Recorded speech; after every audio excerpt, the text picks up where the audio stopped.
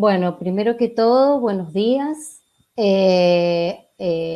idea de esta presentación es retomar un poco los interrogantes planteados en la actividad número 1 del taller sobre la evaluación no presencial. Pero antes de comenzar con eso, les comento que lo que ustedes están viendo en la pantalla es un documento que hemos preparado donde se han retomado cada uno de los interrogantes que surgieron de esta actividad. Ya lo vamos a profundizar un poquito y vamos a retomar algunas reflexiones en torno a estos interrogantes, que fueron muchísimos y muy enriquecedores, por cierto. Pero antes de comenzar con eso, sería importante dar cuenta un poco en el contexto en el que se han desarrollado estas prácticas evaluativas no presenciales, y nos damos cuenta que el contexto en el que surge es un tiempo de urgencia, donde fue necesario dar cuenta en este contexto que estuvimos enseñando, digamos, en la universidad en una situación de vulnerabilidad, en momentos en que estuvimos movilizados. Las propuestas pedagógico-didácticas y las estrategias pedagógicas que surgieron en esto deben situarse en ese contexto, es decir, un contexto en los que nos vimos forzados a trabajar en la virtualidad. En esta coyuntura, la universidad, aún en esta coyuntura, siguió estando abierta. Entonces, en esta problemática global de improvisación, digamos, fueron ricas tomar aquellas experiencias en la virtualidad como soporte de la presencialidad y todo este camino virtual que un poco ya lo comentó Lucía, todo este camino que llevó el área virtual, digamos, para acompañar estos procesos. Entonces, tomando estas experiencias virtuales, es como hemos podido enfrentar este desafío, este gran desafío de poder enseñar en este contexto de emergencia sanitaria. Entonces, en función de ese contexto y teniendo en cuenta, digamos, los interrogantes que surgieron en la primera actividad, hemos podido nosotros reconstruir esos interrogantes y los hemos categorizado, si ustedes los van a ver ahora, en distintas categorías y dimensiones. Dentro de los interrogantes que surgieron en la primera actividad, hemos podido ver que muchos interrogantes estaban relacionados con la evaluación, que nos llevaron a ciertas reflexiones que algunas ya las ha comentado Lucía y otras las vamos a retomar, las va a retomar María de los Ángeles posteriormente. Otros interrogantes vinculados con la evaluación y los distintos momentos, los agentes de la evaluación, surgieron interrogantes sobre cuáles eran las herramientas más adecuadas para utilizar en determinados espacios con cierta cantidad de alumnos. También surgieron interrogantes vinculados con el proceso de enseñanza-aprendizaje. También surgieron interrogantes sobre la necesidad de la formación de competencias digitales de docentes y alumnos. Un interrogante o una dimensión particular o categoría particular en función de los interrogantes que surgieron estaban relacionados con la comunicación y la vinculación del docente y del alumno, este lazo que resaltaron que es insustituible, dicen en algunas preguntas respecto a la presencialidad, que ya lo vamos a revisar. También surgieron algunas preguntas que tuvieron que ver con la universidad y la organización y administración. Un interrogante que fue muy retomado y una preocupación, que fue la desigualdad de posibilidades de los estudiantes frente a este nuevo contexto de enseñanza, digamos, remota en emergencia, como decía Lucía, y algunas consultas tecnológicas. En lo que respecta a la universidad y la organización administrativa y las consultas tecnológicas, lo hemos dejado un poco aparte porque, digamos, cada referente virtual de cada facultad ya están elaborando, y algunos ya tienen protocolos de cómo actuar en determinadas situaciones. Entonces, bueno, un poco les voy mostrando, no me voy a detener en cada una, pero la cantidad de interrogantes y preguntas muy enriquecedoras que surgieron, algunas acompañadas de reflexiones, que me parece, como decía Lucía, que son desafíos que tenemos que ir resolviendo de acá en adelante, porque ahora la verdad que nos excede. Sí tomar algunos aspectos importantes que considero que son necesarios revisar. En primer lugar, resaltar de todo el taller la labor de los docentes en este contexto particular. Hemos podido ver que han podido reflexionar sobre las características de los alumnos y las posibilidades que tuvieron estos alumnos en estos tiempos. Han podido poner el foco en todo lo que es lo vincular y lo emocional. Han podido diseñar mecanismos para poder acompañar la participación y la apropiación de los saberes. Han podido repensar estrategias metodológicas incorporando nuevas herramientas y, como decía Lucía, han podido reflexionar sobre sus objetivos, sobre las propuestas pedagógicas, han podido utilizar diferentes herramientas, han podido aprender a utilizar en este corto tiempo. Han podido evaluar no solamente contenidos, sino que también se han animado a evaluar distintos tipos de habilidades y poder reflexionar sobre cuáles son las herramientas virtuales que se disponían para poder abordar esas habilidades que tenían que ver con analizar, con comparar, con sintetizar, con habilidades relacionadas con la metacognición de los procesos de aprendizaje. Yo rescato como un aprendizaje muy importante que ha surgido también de los interrogantes, de las preguntas y de las reflexiones de estos talleres, que se han podido constituir o nos hemos podido constituir como comunidades de práctica. Es decir, los docentes hemos podido compartir nuestras preocupaciones, hemos podido revisar nuestras prácticas, hemos podido solucionar algunas dificultades. Y otra cuestión que no es menor y que muchas veces no tenemos el tiempo de hacerlo, es poder repensar la realidad en la que estamos viviendo. Esto es algo que hemos podido hacer nuevas lecturas sobre estas posibles soluciones y esta nueva realidad que nos ha tocado vivir y que ha sido realmente en situaciones, como explicaba anteriormente, de vulnerabilidad. También han surgido, y ahí pueden verlo en las categorías que hemos rescatado, el tema, una preocupación, o dentro de ello algunas de las preocupaciones vinculados con la desigualdad de oportunidades, y esto es un desafío que nos queda pendiente.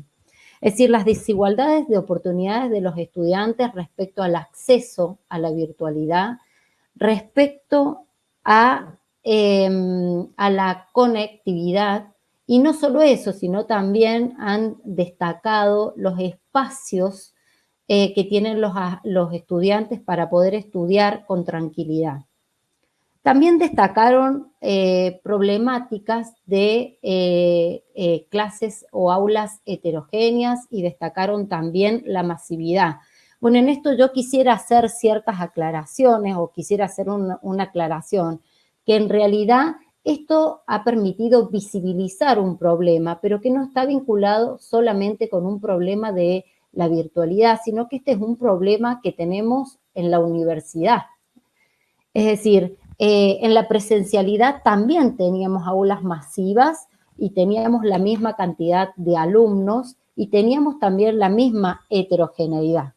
Es decir, que esto deberemos revisarlo y es un desafío que nos corresponde a la institución en general. Respecto a la evaluación, y un poco ya lo ha comentado Lucía, lo va a tomar María de los Ángeles en profundidad, algunas evaluaciones o modalidades de evaluación práctica que fueron muy valiosas.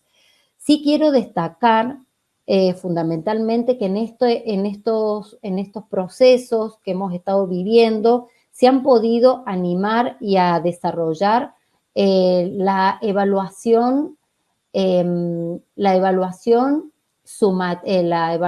de procesos. Se han destacado muchas actividades vinculadas a procesos metacognitivos, a la utilización de herramientas como el portfolio, como se han podido evaluar desde, por ejemplo, foros, se ha podido evaluar de manera colaborativa. Es decir, ahí hemos podido en este tiempo incorporar esta idea que tiene Rebeca Anijovic de la evaluación para aprender. Vino a cuestionar un poco estas nuevas modalidades y esta situación en la que estábamos viviendo, esta evaluación como resultado o evaluación solamente para calificar o para acreditar. En esto quiero aclarar que es fundamental asumir, o no solamente en la modalidad virtual, sino también en la presencialidad, es importante destacar el rol del docente, el rol del docente como crítico, como reflexivo, como un intelectual transformador. Es decir, a veces, y esto ha surgido en algunos comentarios o en algunas dudas planteadas, se pretende buscar una receta o una herramienta que solucione todas las problemáticas o las distintas maneras de evaluar que se puedan aplicar para todos los saberes, para desarrollar todas las habilidades. Y en esto es importante tener en cuenta el rol del docente, es decir, no solamente debemos pensar la evaluación como resultado, sino que la idea es que la evaluación atraviese todo el proceso de enseñanza-aprendizaje.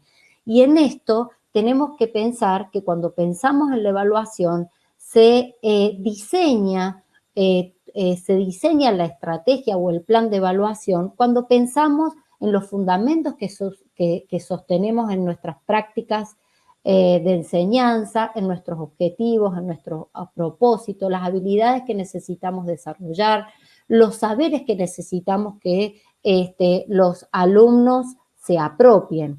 Es decir, en este momento, en este momento que estamos viviendo, nos permite cuestionarnos qué lugar le damos a la evaluación y la importancia de concentrarnos o de centrar el foco en los aprendizajes.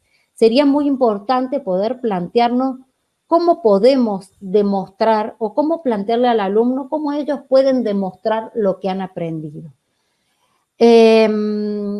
Bueno, otra cuestión que surgió muy importante en los interrogantes es la necesidad de formarnos en competencias digitales, tanto docentes o alumnos. En estos tiempos hemos visto que hemos aprendido mucho sobre herramientas, hemos aprendido mucho sobre las plataformas y las distintas posibilidades que ofrece la plataforma Moodle.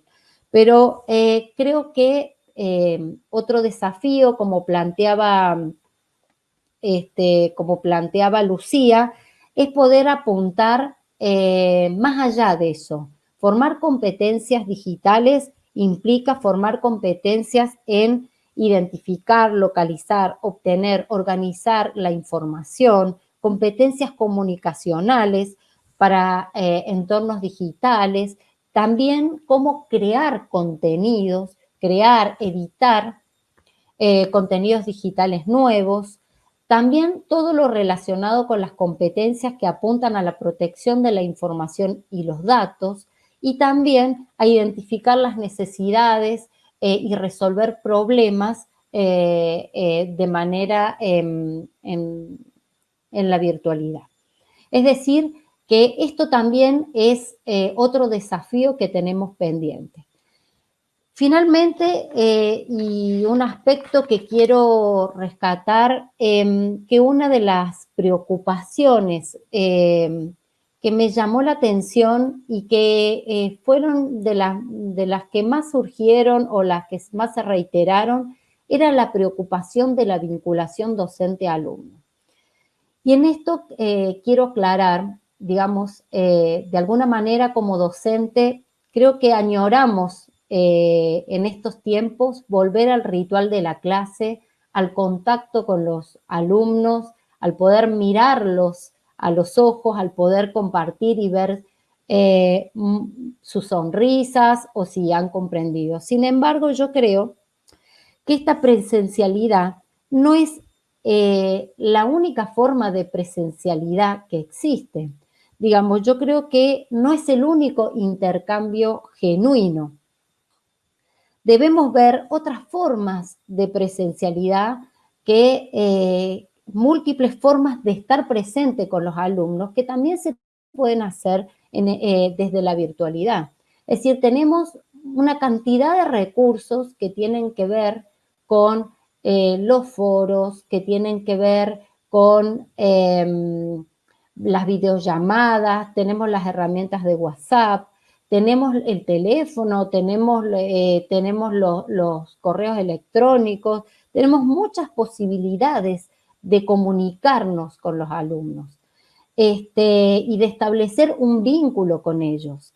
Yo acá quiero rescatar lo que plantea Rebeca Anijovic de la retroalimentación formativa. Esto es fundamental para establecer un vínculo que va más allá de la presencialidad o de la virtualidad. Es decir, la retroalimentación formativa apunta a establecer un vínculo y un feedback con los alumnos en relación a sus tareas, a sus actividades, a sus emociones, el poder valorizar sus trabajos, el poder plantearles desafíos. Por ejemplo, podría ser adecuado hacerlo desde poder hacerlo y establecer estos vínculos a través de consultas que se pueden diseñar sistemáticamente, momentos de consultas o momentos particulares para cada alumno. Se puede poder establecer mecanismos para responder o retroalimentar las actividades de los alumnos, motivarlos, trabajar con ellos, inclusive la posibilidad de que ellos puedan comunicarse entre ellos y retroalimentar sus tareas entre pares. Creo que esto de los vínculos es posible hacerlo y que no solamente es posible hacerlo de manera presencial, sino que se pueden fortalecer también en esta modalidad, si se quiere, virtual, o esta nueva normalidad que vamos a tener una vez que salgamos de esta situación tan particular. Bueno, se me ha terminado un poco el tiempo, les agradezco y vamos a dejar este documento a disposición en el taller para que puedan dar cuenta de todas las interrogantes que surgieron con algunas reflexiones posibles en torno a esto. Muchas gracias.